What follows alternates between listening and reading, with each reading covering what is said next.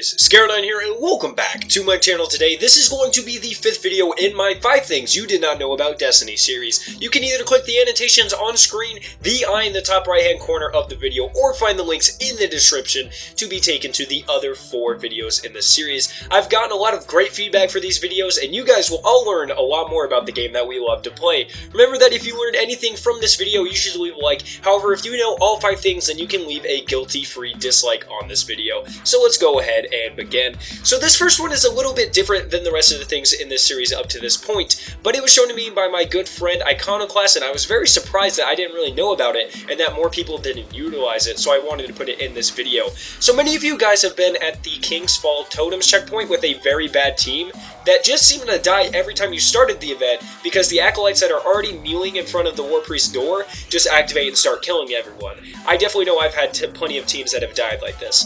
Well, the problem is that when you try and kill some of these enemies before starting the activity will automatically start. So all you have to do is have a sword, and then you just go up behind the acolytes and start swinging and killing them one by one. You have to be careful that you don't move too quickly or else they will activate. All you have to do is kill all the ones in the back first, and then you can kill the red bars in the front, but as soon as you touch the yellow ones, the event will start. Like I said, this isn't the biggest tip, but hopefully it will make it a lot easier on fire teams with less experience or skill. The second tip is another small exploit that can actually be very useful. Anyone that played in Year 1 Destiny knows that you can easily kill yourself by standing in water and shooting your feet. It made absolutely no sense, but this technique was used purposely to restart at a checkpoint within a raid or other activity. Well, Bungie has since patched this exploit, but there's actually another way to effectively kill yourself without wasting your rockets. For this, you will need any weapon with skip bullets for it. I'm going to be using the Villainy. As you can see on screen, if you equip this perk, stand right up against a wall, and then start to shoot, you will actually damage yourself. So make sure in the future that you don't waste your rockets by just shooting a wall. The third thing you did not know is actually a game mechanic that is very, very commonly overlooked. Some weapons in the game actually have an open reticle down their scope, like the sniper I have on screen. This might seem to only affect the design at first, but it actually changes something else. With reticles like this, every time that you look at an enemy's critical spot, a little red dot will appear in the center. This is to let you know that if you do take the shot at that instant, you will get a critical hit. It can be pretty difficult to see, but can be very useful to make sure that you don't waste shots on a boss with a very small critical spot.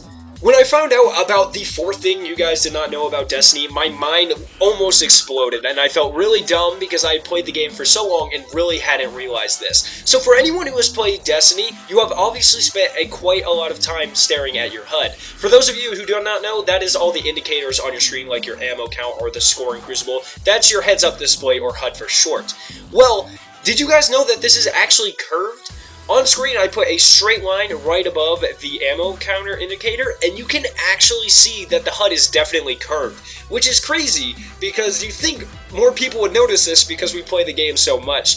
Bungie has said that this is actually to give the player a feeling of wearing a helmet with a heads-up display inside of it, because if you were wearing a helmet, the display would actually be curved, which is actually pretty cool. That's a small detail that I feel like more people need to know about. We have now reached the final thing that you guys did not know about Destiny for this video. In the past, we have discussed how Bungie puts a lot of details that relate to science within the game.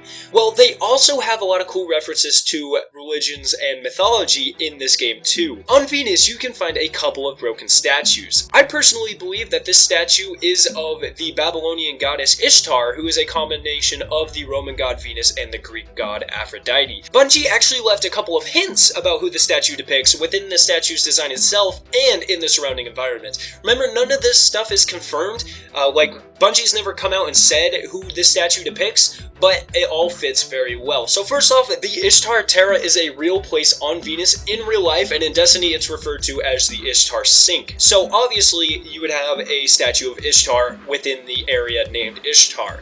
Next, the statue is depicted as having wings and holding an Omega symbol, both of which are very commonly associated with the goddess Ishtar. On that Omega symbol, you can actually see a strand of DNA going off to the right and a laurel wreath going off to the left. Ishtar is the goddess of fertility, which obviously links in with the DNA quite nicely, and furthermore, Ishtar is often shown wearing a laurel wreath. So as you can see by all of this information, it is fairly obvious that Bungie intended this to depict the Babylonian goddess Ishtar. Alright guys, that's gonna wrap up number 5 in this series. How many of these facts did you guys know? Tell me down in the comment section below. Remember to find the links to the other 4 episodes in the series to test your knowledge and learn even more about Destiny. Click the annotation on screen to watch that video if you have not seen it yet. Finally, make sure you guys subscribe for more awesome Destiny content, and I'll see you guys in my next video.